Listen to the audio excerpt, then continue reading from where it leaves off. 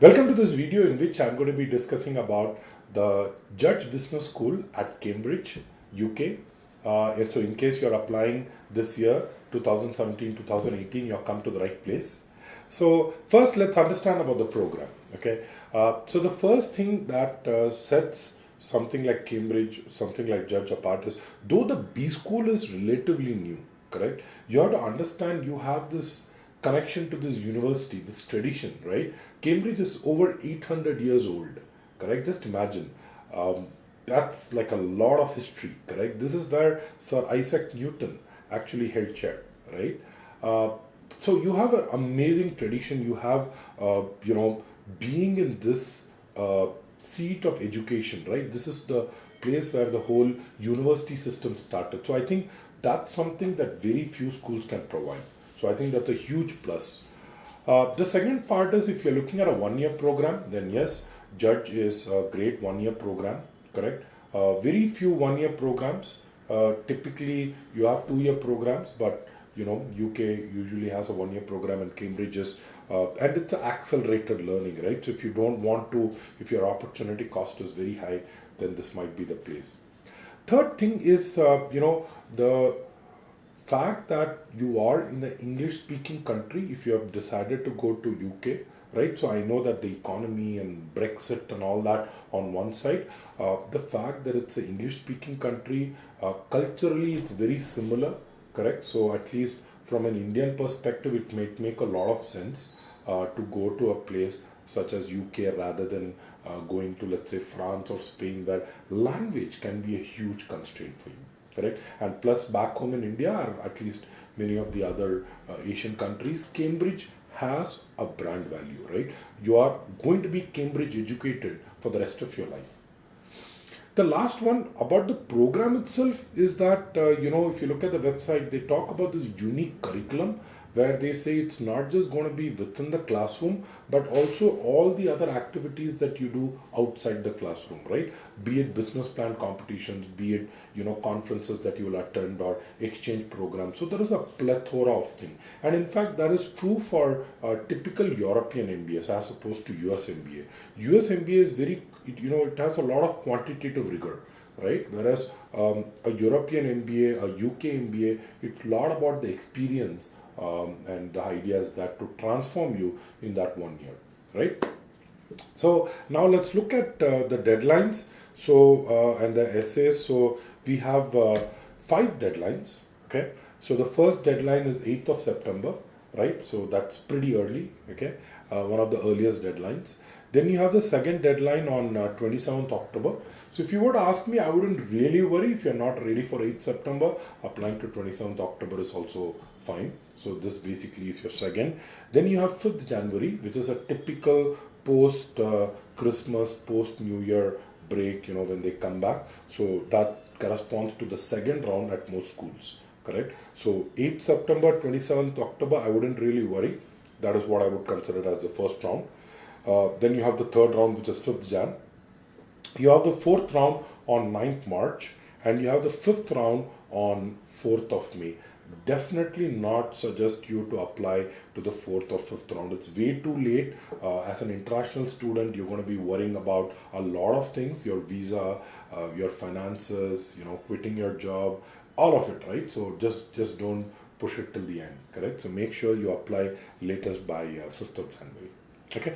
Now let's look at the essays. There are, main essays. There are 3 main essays that the Cambridge MBA application requires.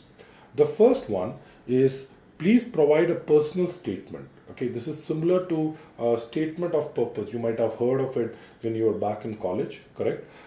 It should not exceed 500 words and must address the following questions. Okay, here are the questions. What are your short-term and long-term career objectives, and what skills, characteristics do you already have that will help you achieve them? Okay, so let's take each part.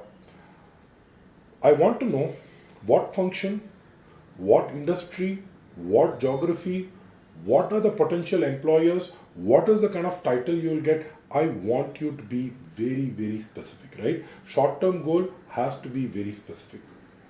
Long term goal, maybe you're not so specific. You can talk about something that is a personal aspiration, something that is more of a passion, correct? So that part you can, be a little more, you have a little more leeway to talk about other things over there, correct?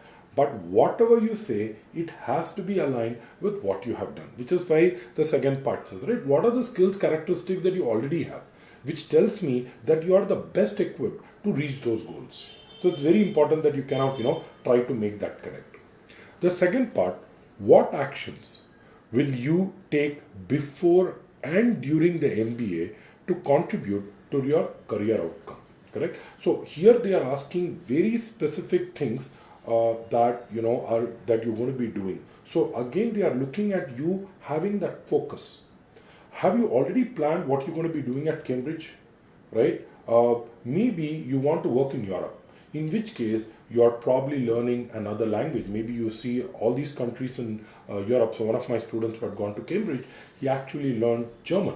So in India, there is Max Muller-Bowen. He had learned German from there. And the whole idea was, he said, look, I'm already equipping myself for a career in UK, correct? One another student who wanted to get into the financial world, so he basically had a CA, ICWA finance background. He actually ended up taking the CFA, right? So he took CFA level 1 and level 2, right? So again, why? Because you are already equipping, you're not putting everything on the MBA degree and saying, hey, I'm banking on this MBA degree to get a job, right? So this is before you get an MBA. Within the MBA program, what is it that specifically you would like to do at Judge? As I said, there are a plethora of options. What is it that specifically you're looking at, correct? So make sure you're able to articulate. And the third thing, if you're unsure of your post-MBA career path, so they give you that option, how will the MBA equip you for the future, right? So in this case, what my suggestion would be, not tread the unsure path, okay? So you need to tell them that you are very sure about it, but you could possibly talk about a plan B, right? So yes, my plan A is to get into consulting, correct? But my plan B could also be, to get into, let's say, an operations role within a company, correct? The reason behind providing plan B is just to make the school comfortable that this is a person who knows that sometimes the best of our plans don't work out and we need to have some backup in place. Otherwise, they don't want someone coming in saying, I'm putting all my eggs in this one basket called Cambridge MBA, right? How would you structure the 500 words? My suggestion is to first talk about your background. Who are you? Where is it that you come from? What do you possess? Based on this, where do you want to go? What is your short-term, long-term ambition? And then talk about what are you going to do to bridge this gap, correct? Which is what, either at the MBA program or outside of it, what is it that you're going to do? So I would probably put around 150 words for each of the three parts. And then there is a starting and then there is a finishing. So make sure you have a strong start and a strong finish. So all put together should be about 500 words. Again, this is a very classic career goals essay. The second question, interesting, it says, what did you learn from your most spectacular failure? Right? See, the word spectacular failure, if you just search for it, it's a management term that is sometimes used to say it's a huge failure, but it's a failure from which I learned something. Correct? See, I heard about it someplace that in Australia they have the elite fighter pilots. Okay, and one of the questions that they ask them is, have you failed any point in life? And if they have not failed, they are actually not considered for the program. Guess why? Because they feel that if they have not handled failure, they will not know how to handle failure in the future. Correct? It is not a shame to admit failure. I think a lot of us, we feel, oh, how can I tell that I failed? Well, trust me, everyone fails in their life at some point or the other. What is more important? How did you bounce back? What did you learn? How does that make you a better person? How are you able to apply this learning onto all the future endeavors? That is what they are looking at.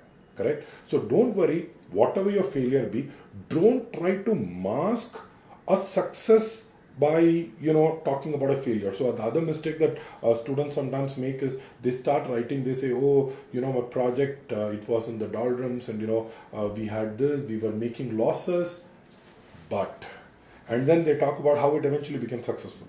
Don't do that. If it's a failure, just say, I had to cut my losses and I had to move on, right? Again, you could pick personal or professional. Could be something you learned from a relationship, maybe something that you learned at work, right? So don't worry on that. The third essay, describe a situation where you had to work jointly with others to achieve a common goal. What did you learn from the experience? See, a lot of your MBA experience is going to be about teamwork. As I said, most of these are student driven. The most of the events and conferences and stuff that I was talking about, competitions I was talking about, is all student driven. So they are looking at someone who can gel well with the others, correct? So here I would probably first talk about what was the differences, what was the diversity in the team, correct? It's very easy to gel with people who all have very similar experiences, correct? But if you worked in a team where people have different backgrounds, different experience, different exposure, how were you able to build a consensus? Correct? Again, the idea is not to say that I wielded a stick and told them this is how I wanted it, but were you willing to let go of something? Were you willing to kind of negotiate on something? Correct? So we would like to know more about it, and it's not too many words, right? 200 words. But more importantly, once you have done that, how have you been a better person as a result of that? How do you take this forward? So I'll give you one example, not for this particular essay, but someone had written about teamwork. So he said that, one of my biggest problems was dealing with another team member. And the problem with that was whenever I asked him for anything, he would always tell me no. And he would never, go out of his way to help me, correct? And he always felt that this guy is just a negative guy. He always says no to me. And he says there was one instance where he actually came, the other person actually came to him and said, hey, I see that you're struggling at this point, would you like me to help you, correct? And he helped him in that particular case. And he then asked this guy, he said, why do you always say no? Because you clearly are helping me over here. And he said, look, whenever I help someone, I want to make sure I do 100% job. I don't want to extend my help. I don't want to make you feel that I'm here and I'm not able to work on my promise. So that is the mindset he got to know. So it's always about learning something, correct? That's the whole idea behind an MBA experience, and that's what really this essay is trying to get at. So that's pretty much what we have for the Cambridge MBA program. So in case you're looking at applying to judge, we have had, as I said, many students in the past who have gotten through. We would love to, see if we can work together on this. Why don't you just go ahead and click on this link below. And as always, if you like this video, please like, subscribe to us, drop in your comments, tell me what you think, and I'll be more than happy to respond to each one of those comments personally. Thank you.